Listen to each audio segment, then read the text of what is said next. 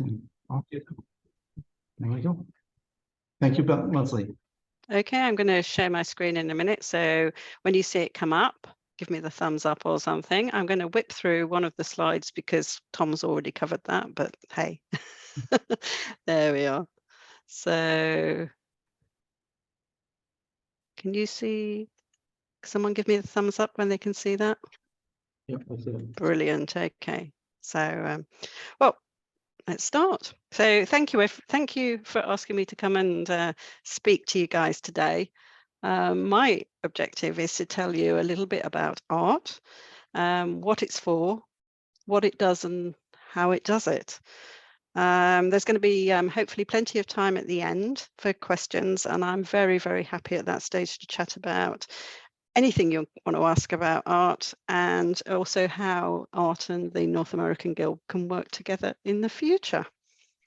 But before that, let me introduce myself. So I'm Lesley Belcher and I'm Chair of Art. And what you have in front of you is a really rubbish photo. And it doesn't even have me in it. But the reason I put this up is because this is the day when I learnt about art. And I'm going to talk a little bit more about that later on. So I come from a ringing family. My mum rings, she still rings, and I was taught by my granddad when I was about 10 years old. And I remember virtually nothing about learning to ring. I must admit, though, the one thing I do remember is that it wasn't my #1 hobby as a child. And I only really got hooked on bell ringing as a the hobby that's going to be for the rest of my life when I went to university and started ringing handbells. When I was 30, I stopped ringing for about 20 years, which was precipitated by a move to France where there is no ringing, or there wasn't then anyway. And I came back from there with 2 young kids. And I'd got out of the habit of ringing, and I had a job that basically took me around the world. So I don't know quite how it happened, but in the end, I took 20 years out of ringing. But one thing that I do know is that when I came back, I was really, really energized. And that's when I found out about art. This picture here is my first branch AGM after returning to ringing, and we split up into work groups, and I went and joined the training work group because that's where my interest was, and I witnessed the passion that there existed at the time about art, both those who thought it was the best thing since sliced bread and those who didn't. But obviously, me being me, I was really intrigued by that and thought, I'm going to find out more about that. This sounds really exciting. So I went on an art course, and within 4 months of that, I joined the management team of art, and I've been chair of art now for 4 years. I'm going to step down as chair, but not my participation in art, in March at the AGM. And I'm going to be succeeded by Andrew Slade, who is a very experienced ringer and ringing teacher from Yorkshire in England. I should say that I wouldn't expect there to be any major changes in direction with the change in chair. But there's one thing that will change slightly, and I think that came up at our management team away day in the autumn last year, which is when we decided that we should work a lot more closely with guilds and associations, particularly in the area of post-course support. And I'm hoping that includes the NAG. So that's enough about me. What does art do? Well, we're mainly known, I think, for our bell handling training. But if you look at our mission statement, that sounds a bit businesslike, but if you look at our mission, then it's not about teachers at all. It's about learners and learning, not teachers and teaching. And there's a reason for that. We could deliver the best training courses in the world, but unless people implement what they've learned, we might as well not bother, to be honest. So we're not in the business of training teachers. We're in the what we really, really want to happen is for the teachers to do things differently and to do them better, so that we retain more of our ringers and that those ringers themselves achieve their potential, whether that's ringing call changes and making a really nice noise for a Sunday service, or ringing some amazingly complex stuff, which probably you and I can only ever dream of ringing. And one other thing I wanted to talk about there, who comes on our courses? Who is our target audience? So let's take a look at who's in the picture, because this photo was taken at a course that was delivered about an hour away from me, and I knew some of the people who were actually on this course. So if we look at the back, we have a guy in a white polo top. He's John, and he's a very experienced and respected tower captain, only 4 miles down the road from me. And he came on the course, and we so often hear that when people come, experienced people come on a course, they say things like, we came a skeptic and went away a convert. And that's what John did. He was interested in accreditation because he felt that all modern hobbies should have some sort of accreditation type structure to them. But he came away with lots of tips, even as an experienced teacher, to improve his own teaching. And in his case, what he really, really loved was the Learning the Ropes scheme. And he's immediately gone away and put all his new ringers on that Learning the Ropes scheme. And now John has become an accredited member of ART. He's facing Anne, who's got the little flowered t-shirt on. Anne didn't want to become a teacher. All that Anne was interested in was becoming a better helper. And after this course, she went away and she helped a whole band learn to ring. And then right in the middle there, the guy at the front with the black polo shirt on, he's a new ringer who I taught to ring. And he was only allowed to become on the course because he was going to be tower captain in his home tower, which had been started from scratch. And the agreement was that he could only teach after the course if he was supervised at every stage by a very experienced mentor in a neighbouring tower. And that's happened. So what we've got here is I've shown you the type of people and the range of people who come on art courses. There's a great variety in what they want to do with the course. There's a great variety in their teaching experience, and there's a great variety in what they can actually ring.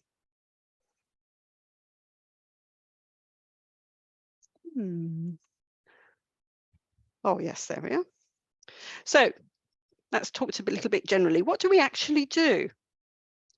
Well, our core products are our teaching modules as part of the art training scheme and the Learning the Ropes scheme. And I'll talk about both of those more later on.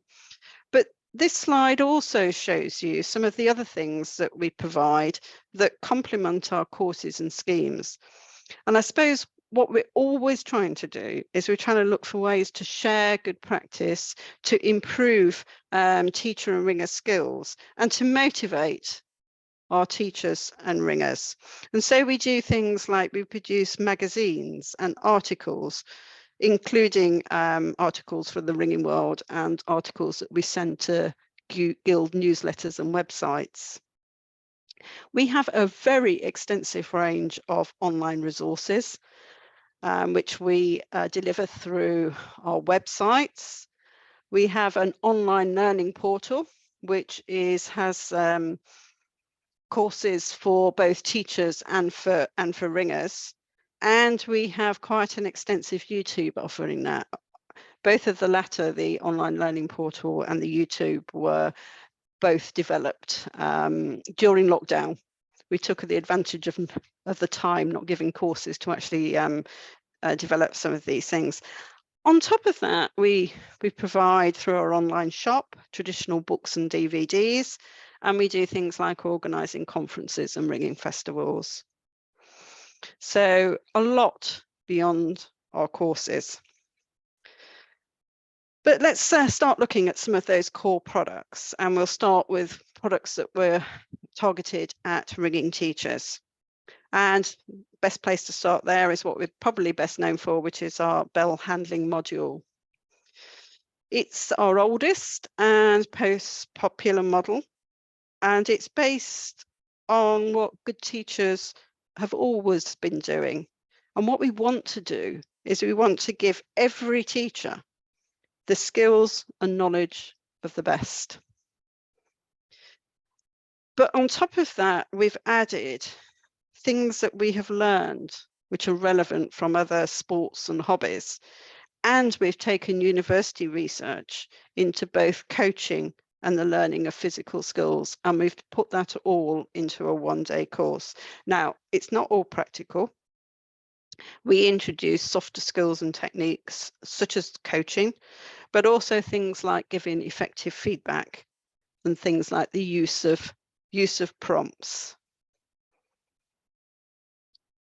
Teachers on the course are taught about how people learn, things like the stages of learning from beginner to the automatic stage, things like the importance of the feedback loop and how we give feedback. We have something which we call the whole part whole approach, which is breaking things down into small steps, putting them together, finding out what's going wrong, going back to the individual bits and then putting them back together, which is a circular learning process. We talk about the benefits of group teaching and intensive training, particularly at the bell handling stage, not just because it gets people through quicker, but also because the shorter time period between each teaching session, the less that people forget from one session to the other. Again, based on learning theory.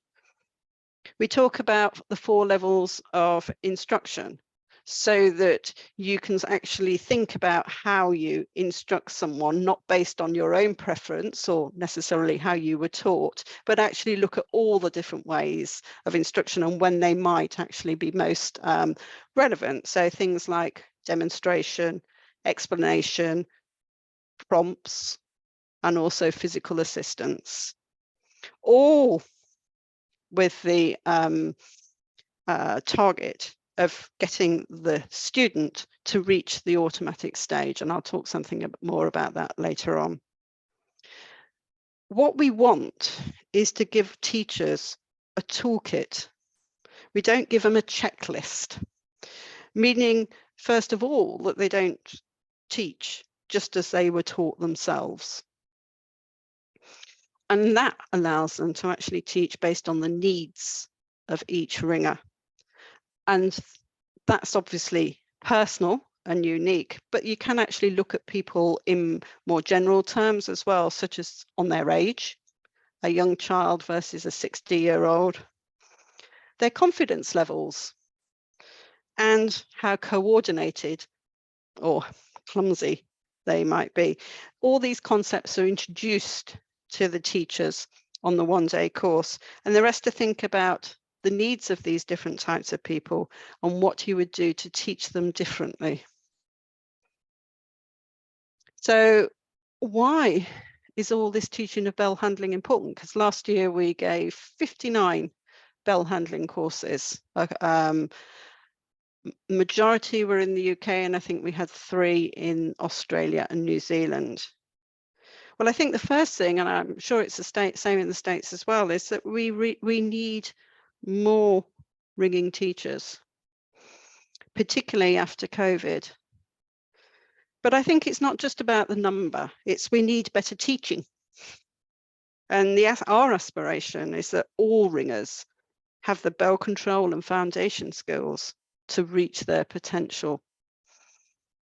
We also have an aspiration to bring ringing teaching into the 21st century so that it meets the needs of the current generations. And there I'm talking about things like intensive teaching rather than 5 or 10 minutes mixed in with the general ringing practice, about having fun and actually having targets for people at each of the practices, and the benefits of things like group teaching, both in terms of sharing the load, giving more options, but also mutual support.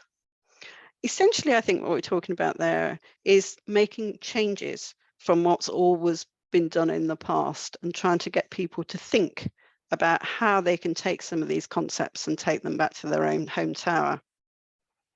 The courses also give everyone an opportunity to learn and practice in a safe environment, to get feedback, perhaps, on the quality of their own feedback. And even if people come on the course and they find out that teaching perhaps isn't for them, I feel really happy with that, because at least they've done it in a safe environment by practicing on people who actually already can ring quite well, rather than doing it on their own in a tower and maybe getting in an awful mess with a learner. And I think the benefits for the ringer are that they have all the skills. They've been taught all the skills required to ring confidently and competently with others. Before they've even started to ring rounds with other people, they've learnt how to get feedback from the rope rather than from their teacher. They know what the bell and the rope is telling them. They know how to recover if their bell drops. I don't know if you've ever been in that situation where you've seen someone whose bell has dropped because they're ringing in rounds and it's a different speed, and the person who's teaching them saying that, you know, pull harder or get it back up. Not particularly useful. And they know how to adjust the speed of the bell, because the one thing they will find is that both the rhythm and speed of ringing is very different when they're ringing with others than when they're ringing on their own. We also, as one of the bell handling module, offer module 2 courses. This module 2F is our newest course and concentrates on the foundation skills. Foundation skills are things like refined bell control, listening, rope sight, rhythm, and the understanding of theory. And a ringer has to be able to master all of those in order to be able to go on and ring plain hunt. And when I say master, I mean they have to be able to ring them automatically. And they must do that before they progress into method ringing, because otherwise, if they're not ringing automatically, they've got no space in their brain to actually to be able to retain the particular method.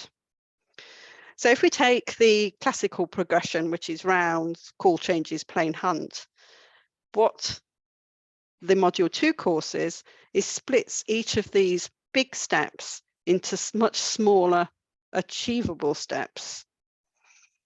And in order to become automatic, this typically requires lots of practice and lots of time. And I think there's a tendency sometimes to move ringers on too quickly before they've really mastered these steps and before they can ring them automatically, probably for the really, really good reason that they don't want them to get bored, lose interest, and move away from ringing. Now, obviously, a quick learner, and it's really nice when you get one of those, they almost teach themselves sometimes, they can fly through these steps. But I think for the majority of learners, having something like all the foundation skills exercises provides motivation and a sense of progress, and makes actually each of the individual foundation skills a lot easier to learn in isolation, rather than going straight into plain hunt with the need to know rope sight, be able to move at every stroke, be able to listen to your bell, etc., etc. So what we do is we provide loads and loads of different exercises to keep both the ringer learning new things, and actually the whole band happy, and also providing variety for the band. Now, we don't have a lot of opportunity in bell ringing to do research about what works, what doesn't, whether the theory actually matches the final results. But we did have an opportunity at foundation skills level, because when the Birmingham School of Bell Ringing was set up, it actually had 2 cohorts starting at the same time. It had people who were learning from scratch, and we had people who'd been taught elsewhere and joined the school, and they self-evaluated, saying, I can ring call changes, or I can ring plain hunt. And the school monitored how these 2 cohorts got on. And what they found is the cohort had started from scratch, even though they spent longer at the foundation skills level, over time, they rate of progress and how far they progressed was much greater than the group who'd gone through the more traditional rounds to call changes to plain hunt progression. I've talked here about module 2F. We also have a module 2C, which extends module 2F into early change ringing and introduces lots of different ways of breaking down the parts of early methods into, again, easy things, which are they only have to do one thing rather than lots of things all together. And both of these courses, again, give the teacher a safe place to practice. The exercises aren't difficult, but they are very different, and they learn a lot of them. And I suppose in a way, it does give them a chance to feel a little bit like a learner again. And if you're like me and learnt as a child, I really can't remember what it was like to be a learner. So that sort of experience is really useful. So what happens after the courses? Well, we don't actually just call them courses. We call them a day course, and then we call them modules. And there's a reason for that. We say the day course is the start of the journey. And you learn a lot, an awful lot of new things. I've got an echo. Yeah, that's me. Thank you. You learn lots and lots of new things on the courses. But, you know, what they remind me of is New Year's resolutions. Okay, we all make them. I'm going to exercise more, I'm going to eat better, I'm going to have better time management, whatever it might be. And how many times do we find that after a couple of months, we've sort of forgotten about them, life's got in the way, and we revert to the norm? And what we need to do is we need to take time and practice to actually form new habits, new teaching habits. And so what we try to design into after the course is thoughts about how you form these new habits. So, I mean, the first thing is obviously you need to practice what you've learned on the course as soon as you can afterwards, because otherwise you start losing it very soon afterwards. We also encourage people to do an online theory test, which does 2 things. It makes sure that you remember everything on the course. I mean, the first course I went on, I went with a friend, and she said to me afterwards, so what do you think about that learning the rope scheme? And I went, what learning the rope scheme? I was just like, there was so much information coming at me that I completely filtered out and a whole part of the course. So it's making sure that you remember everything. And if you can't remember something, if you can't remember you know, what were the types of prompts they had, or how do you use original to do this, or what would you use method would you use to practice plain hunt on 3, for example, with the bells changing, then it's got links on it. So it says, oh, well, if, you know, that's not quite right, go and you can go and learn from here. So it reinforces learning. It makes sure that things have been understood. At the course, we also like to pair teachers up. Ideally, what we like is to have a newer teacher paired up with a more experienced teacher. But we'll also form people into groups. The whole point of this is for them to teach together and to help each other, to understand better how to observe, what a particular learner might be having issues with, and then to try and get support in terms of, I've seen that problem before, and this is how you might deal with it, and feedback as well about perhaps how someone explained something or how they demonstrated, or would it have been better to do a physical prompt rather than a verbal prompt in that particular thing. But it's all about support and learning. We also encourage people to do lesson plans. So that's think about what you're going to do before the lesson, so that you're not just making it up on the hoof and then forgetting anything and saying afterwards, I wish I'd done that. But it's also a reflective exercise as well. So what worked well, what didn't? What am I going to do next time? I was very struck at the last ART conference when Richard Grimmett spoke about striking. And he said that he planned all his practices every week so that he could get the most out of each practice and develop each of the ringers. Now, Richard is the leader of the Birmingham National 12-Bowl Band that quite often wins the 12-bowl competition. And that's who we're talking about here. So I think if he thinks it's important, then we shouldn't say we don't want to do it. Finally, if you want to be an ART member, you need to pass an assessed lesson.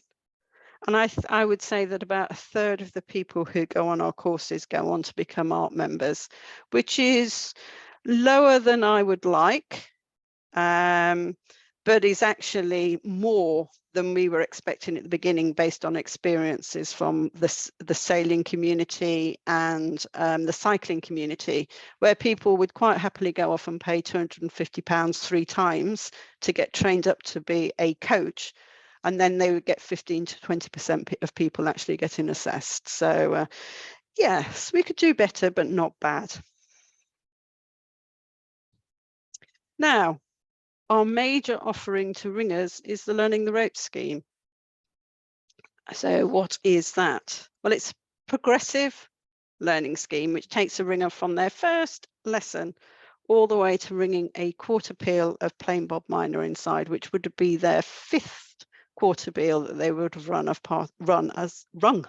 as part of the scheme. And in between, they cover things like ringing theory, whether it would be about call changes, making up their own kaleidoscope exercises, place notation. They would be able to competently ring up and down in peal, and they would have been encouraged to find their voice in the ringing chamber, so with things like calling to queens and back, and being able to call a 120 of a doubles method. And to take advantage of the Learning the Ropes scheme, all you have to do is sign up your ringers, and they'll get certificates as they pass each of the levels. Now, why was this scheme developed, and why do we think it's important? Well, it's all about motivation, really. And from motivation, you get retention. So ringers, when they go through the scheme, they see that they're progressing. They're progressing through a national scheme. And the alternative for them really is that they will always, until a new learner comes in, see themselves as the worst member of the band, because they very rarely catch up with people who've been ringing many years. They also have a real sense of community. They're not isolated. They don't need to feel alone. And they get that by receiving things like newsletters and being invited to join in things like Facebook groups. They can see, because it's a progressive scheme, they can see what's going to come next. So they can go and do some research beforehand, which is, I think, particularly important for adult learners who like to have that feeling of being in control. And through the scheme, they have access to the resources that they need to learn in various different media. I've talked about certificates, and that is really something. Greg, you've got your hand up. No? Yes, and then I need to find my mute button. I just wanted to mention that there are a few questions and comments in the chat. Questions from me, comments from somebody else. Do you mind if I take those at the end? Because I can't actually see the chat whilst I've got my screen open. That'll be fine. We'll come back to them. Thank you. Yeah, thanks. Okay, thank you. So I talked about certificates, which are given at the end of each of the levels. And they're something that's really valued. I must admit that I was a little bit skeptical of them, but for adult learners. I thought there'd be something good for children, but actually adult learners really, really appreciate them, because learning to ring is not easy. And if we and they know that, and so they know that once they've they've reached a particular milestone, that is recognized. And I've seen them being given at local practices. I've been seen them here being given in churches, church services as part of the church community. I've seen them being given at branch practices, and I've also seen a number of massive walls of fame, which is not only the teachers but the ringers certificate. And like I say, adults really, really do appreciate that recognition that they've got to a certain stage. Now, the Learning Ropes scheme is designed that not everyone gets to the end. It's not easy to get to your Learning the Ropes level 5. But when they do, we do recognise people for that. And we have things like they can be nominated for an art award, which is either for their own achievement or for the contributions that they've given to ringing in their local area. And we also have a Learning the Ropes masterclass, which I'd love it if we could afford to bus people from the States and Australia over to, but I'm afraid that has to be done under people's own steam. But it's a wonderful thing. And if you guys wanted to do one, we'd really, really support it. It's an opportunity to go to Birmingham and be coached by some of the top bell ringers in the country for a weekend. And it's one of the highlights of my art calendar, to be honest. First of all, seeing such high-flying ringers actually taking the time to give something quite, substantial back to people who have, in the last year, rung their first quarter peal of plain Bob minor. But also, as someone who looks after the art scheme, I mean, seeing these people at the end of the day, they go to the bull ring in Birmingham, which has 16 bells. Last year, they rang a quarter peal of plain Bob minor.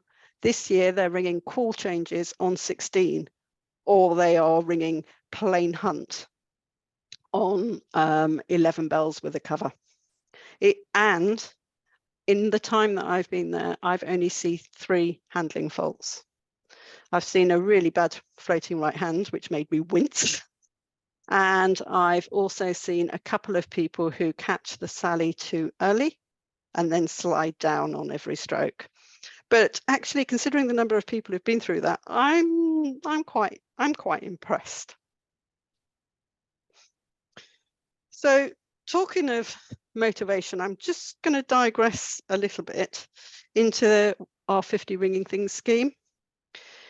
It's aimed at ringers, but I've known all sorts of people actually do this. I've known people compete to complete the 50 ringing things and get their gold certificate. But it is designed to look at people who finished their bell handling training and they're going through that foundation skills journey.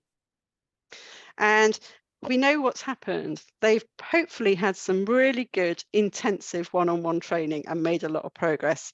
Now they're hitting the foundation skills, which usually take longer to acquire. They probably get less rote time than they did when they're on one-to-one, because they're in a practice with others. So the whole thing, it's at that stage when we see people drifting away. So we designed the 15 ringing things scheme. And here's one of the 80 challenges that we've got in there, which was to produce a video about ringing. Now, does that sound good?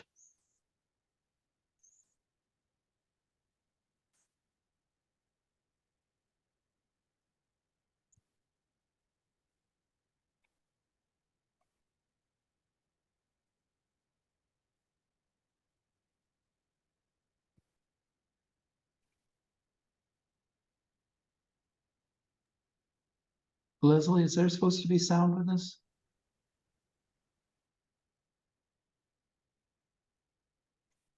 Yes, there is. Is there sound? I didn't hear it. No. Okay.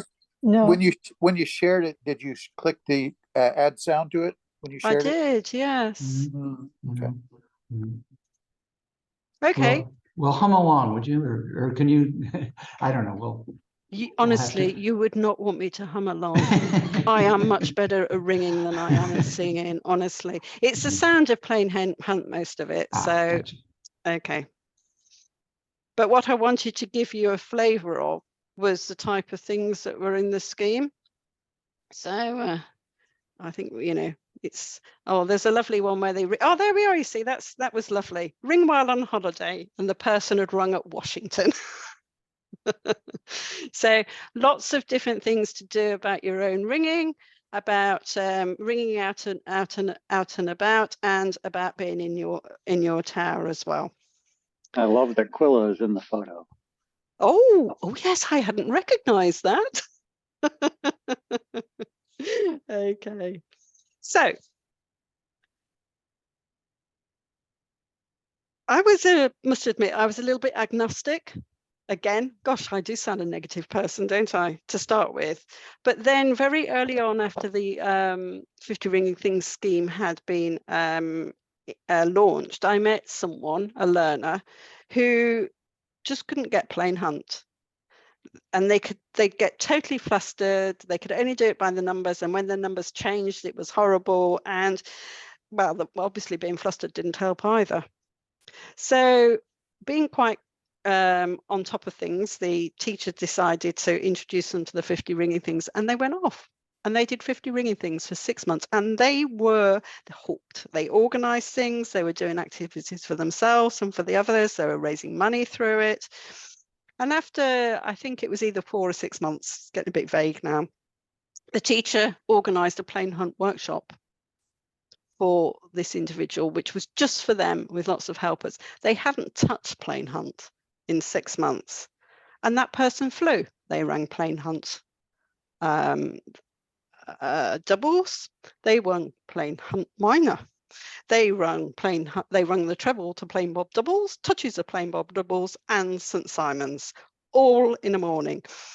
And the reason that they gave is because they got into this negative mindset about being fixated on the thing that she couldn't do. And by going through the 50 Ringing Things, she'd begun to appreciate all the things that she could do, and a mental block was overcome.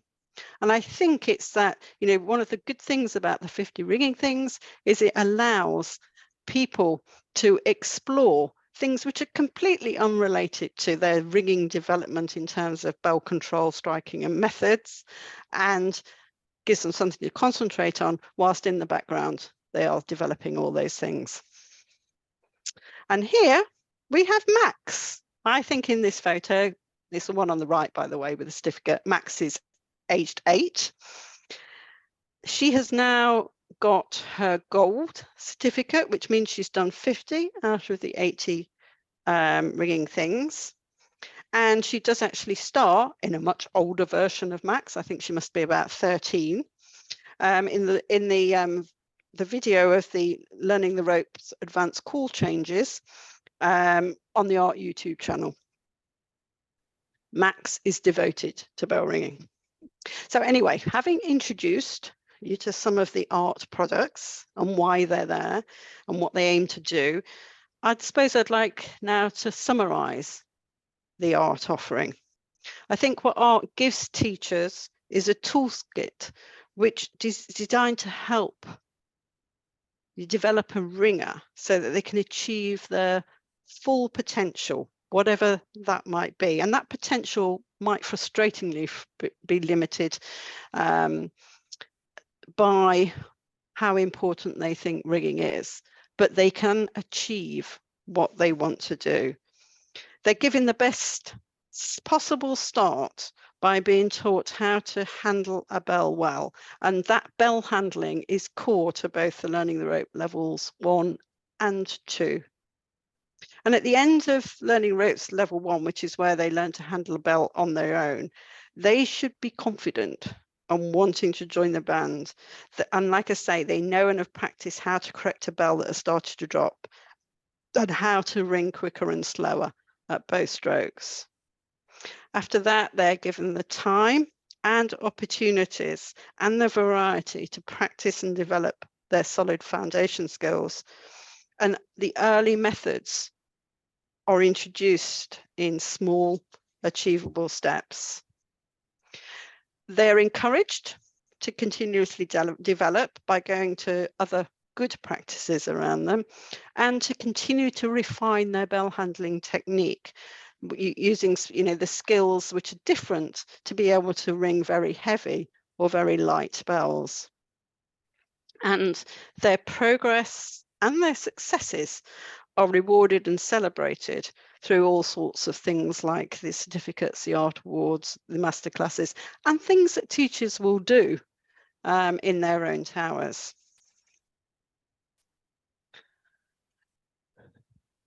Now, I will say that I do think that there's sometimes a misconception about art, that it's rigid in its teaching approach and how it works with its teachers. And that isn't the case. And there's an article just about to go into the ringing world all about this. But I would say that on the day course itself, we set an expectation and we talk about an expectation all about flexibility in teaching. It's not a nice to have, it's a must have. And we want that the teacher should be conscious of the needs of the learner, not about their own needs at every stage of the teaching learning journey.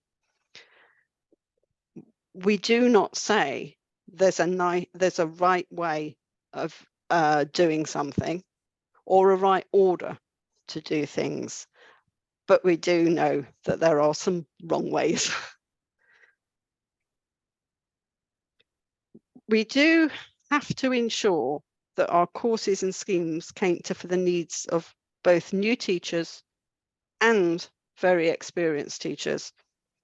And so for the newer teachers, we do provide a pathway that is safe and effective so as not to overload them with choices.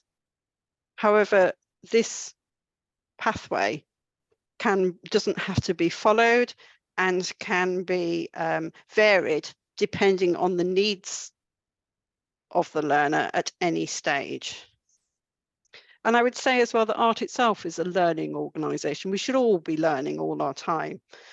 And one of the things I'd like to pick out here is we noticed that recorded achievement on the Learning the Ropes scheme tailed off more than we would have liked at the higher levels. So we conducted a survey of teachers and ringers who had gone through the scheme, and that actually told us two things. That some ringers, only want to progress to a certain level, and they don't want to be pushed by a scheme or by their teacher to do more than that particular level. They've got to where they're happy with. We also found out that bands were struggling sometimes to get experienced helpers and conductors to help them progress too far into method ringing. So what we did is we developed a new learning pathway, which we called the Learning the Rope Advanced Core Change Scheme, which could be followed by the whole band learning together. It didn't rely on the help of external people.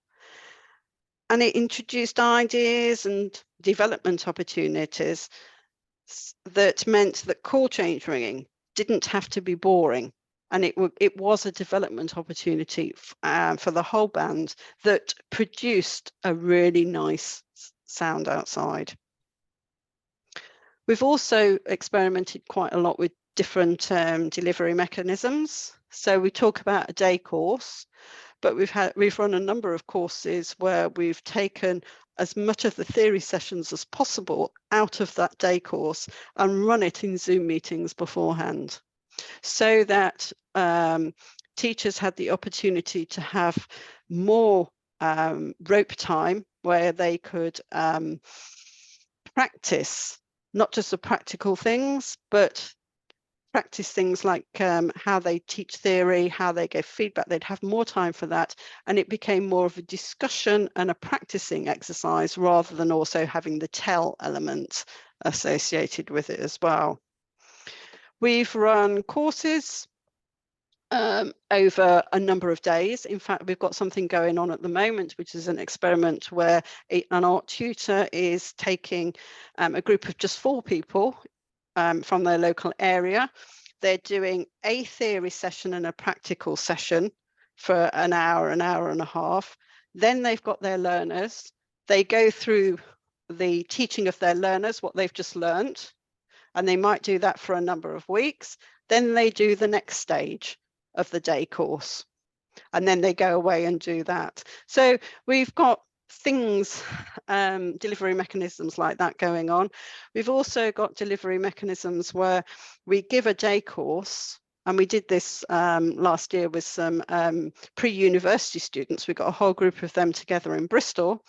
They did a day course, and then the next day we got people who'd never rung before, and they were brought in. The teachers were paired up. They taught them how to, they gave them their first lesson, and around them there was lots of experienced mentors and the course tutors to give help and feedback. At the end of that, they wrote a lesson plan for the next lesson, and they handed that on to another pair. So they all moved around their learners. And so they were learning how to do lesson plans, the value of writing up a good lesson plan, and they got expert mentoring from people who'd been bell handling teaching for many, many years. So we're always looking to how we can do things differently if that's what would work best for people. One of the other things that we've done through lockdown is we've done a number of video assessments where someone says, I think I'm ready to have an assessed lesson. They video it, having sent the lesson plan beforehand to the assessor. They send the video, and then they have a discussion about it afterwards. In fact, the 2 times that we've done that, the first time that the person videoed it, they refused to send the video on because they'd looked at it themselves and looked at their own teaching, and they were like, oh, I can improve that. Oh, I can't believe I said that halfway through the lesson. And so it actually became a really, really useful improvement exercise as well for the teacher. So finally, art did start in the UK.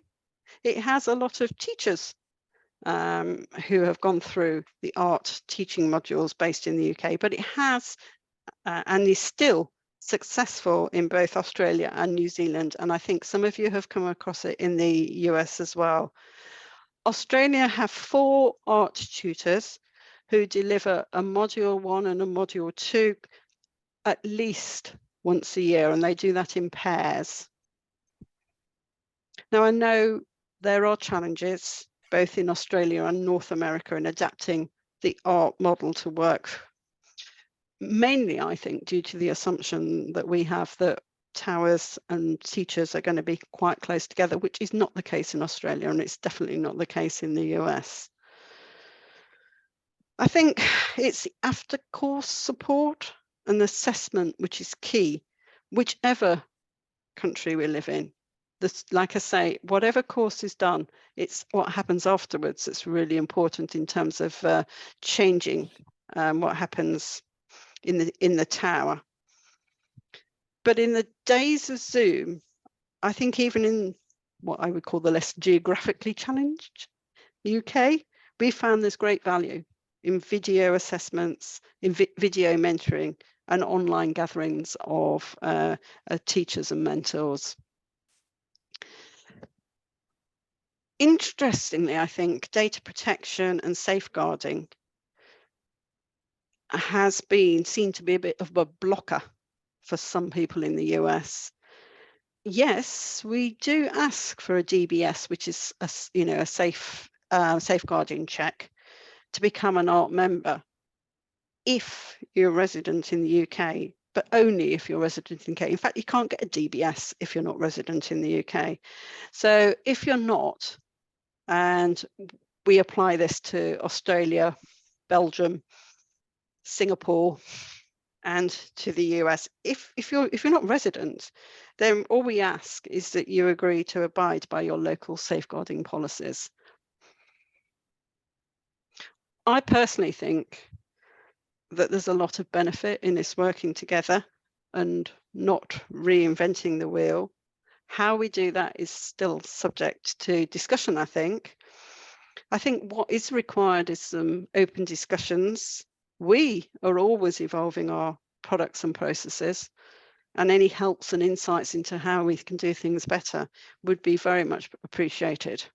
And I know that Greg is going to be coming over to the UK in March, and we're going to try and get him on some of our courses, listen to what he's thinking of, particularly in the area of bell handling, and try and learn from each other. I would say as well that we're not dogmatic, that mentoring and the assessing processes which we have now in the UK are different to how they were 3 years ago, 5 years ago, 7 years ago, and definitely 10 years ago. The principles are the same, but actually how we deliver them have evolved as our art has matured in the UK, and as we've got more and more art teachers, so we're not as geographically dispersed. And I really don't see why that evolution can't also happen in the US. So thank you. I'm not the world's best speaker, but I hope you've learnt lots from my presentation today. And I really do hope that I've given you a greater appreciation of what it is, what art is and what it does.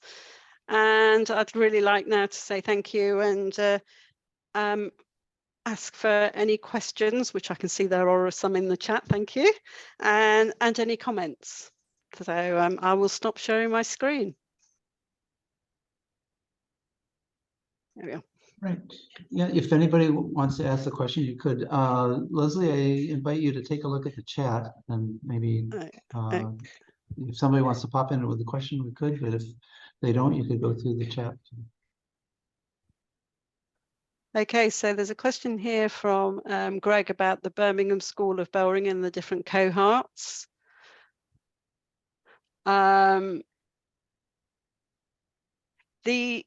distinction that the Birmingham School of Bell Ringing took was that it was around the foundation skills phase and the longer time that was done there rather than the handling styles themselves. So I presume that the people they got in were reasonable handlers. Okay, thanks. Could you say Okay, that there's a again? question here from Molly, sorry, which is about, is learning the ropes open to anyone or just students of art graduates? Okay, so learning the ropes is open to anyone who has, any student of a teacher who has been on an art day course. And when I say open, I mean that gives you, entitles you to everything. I'm just looking here. You can buy on the online shop, anyone can buy things like the progress logbook. Oh, it's the wrong way around. Okay, you can buy things like the Ringer's Guide to learning the ropes. You can get onto most of the resources on YouTube, and we have a set of toolboxes which goes all the way from rounds to being able to ring touches of Stedman. I think there's 15 toolboxes. They're all available to everyone else. What you don't get is the certificates of progress, and you don't get to apply for an art award on behalf of your students, and you don't get invited to the masterclass. Someone was going to ask something then. That was me, but I'm fine. Thank you. Okay.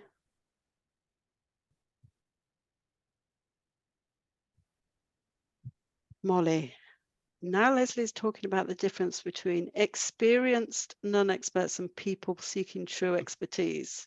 How much people choose to invest in learning depends on the learner, temperament, goals, time, etc. That is so true. That is so true. And it also depends on their stage of life as well. I mean, I remember taking part in a big recruitment exercise. I call it an open day that went wrong, because instead of us sitting there and ringing handbells because no one was coming, we were roughed off our feet and had 15 people who wanted to learn to ring at the end of it, which was quite an interesting exercise in teaching them afterwards. Anyway, someone who came along to that, you know, that person who you just look at them, you say, they know how to ring. You know, they just get it straight away. But she was working. And so she was so frustrating for 2 years. She just very slowly progressed, and then she retired. And my, did she blossom after that. So yes, stages of learning to ring, you know, stages of learning to ring. Some of them just fall into bell ringing straight away, isn't it? Some of them, they just want to come for a bit of a social on a practice night or something like that. So yes, I think you're perfectly right that we can be the best teachers in the world, but it actually is about how much something's going to invest in it. And one of the interesting things coming out of the Birmingham School of Bell Ringing was that progress was not age dependent, particularly at the early stages. In fact, some of the people who learnt the quickest were the youngsters, and some of the people who learnt the slowest and took longest to get bell handling were the youngsters as well, which I think was probably an attitude thing. But they found that whatever the age, if someone actually did their homework beforehand and used things like smartphone apps, then they progressed a lot quicker than those who just turned up. So I don't know, Molly, don't know if that it was almost like a comment that you made rather than a question, but I agree totally. Yolande. How can I convince my band to give time to implementing the incremental approach? Has anyone else got any ideas about that one? I think there's an element of perhaps suck it and see if you really can't convince them. But I'm afraid that's not, I don't think I can convince them that that's the way forward. That's something that's probably got to come internally from within the band. Do you have any experience? Like you mentioned at the start of your presentation that some experienced ringers came to the art course to get accreditation, and they went away with teaching tips. Mm-hmm. So basically, it needed somebody to go actually to the art course to convince them that this was the way. Mm-hmm. Do you have a video about experiences? How people? I know there's like fun with ropes, that podcast, mm-hmm. Which talks about things. But maybe, yeah, if they could. Well, we do have a couple of videos that we've put together, which are about 2 minutes long, which is usually about people's attention span on videos, isn't it? Mm-hmm. And but there's one about what an experienced ringer gets out of an art course, and also what a new teacher gets out of an art course. So I could pop those over to Tom, the links to them. Oh, that would be great. Yes. Yeah, thank you. Okay. Thank you. And I had a question on one of the earlier slides when you were talking about the the people at the course, and one of them working to be a helper. And is there a distinction between a helper in that case versus a ringing teacher? In that sense, what they wanted to do was they didn't want to take the lead. They didn't want to be the person who introduced the strokes. They didn't want to be the person who introduced how to put strokes together and how to meld the strokes if you were starting from. What they wanted to be able to do was to be able to be someone who, if someone is really good, is progressing and they want to do the backstrokes, or if they wanted someone to look around and use their observation skills from a different angle or something like that. So they knew what they were going to be looking for. They knew how they could help, but they didn't want to do any of the, sort of like leading type stuff. So they actually went through exactly the same course as everyone else. It's just that they were going to use it in a different way afterwards. Probably a lower responsibility, lower risk type activity. I don't know who that was. Thank you. Who was that? Oh, sorry, that was John asking, but thank you. Okay, thank you. Sometimes it's difficult to see who's asking. Sure. Is anyone else?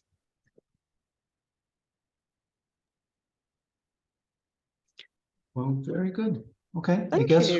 I will stop the recording, and thank you so much, Lesley. It's really helpful. It's okay. Thank you very much for letting me come and talk to you about art.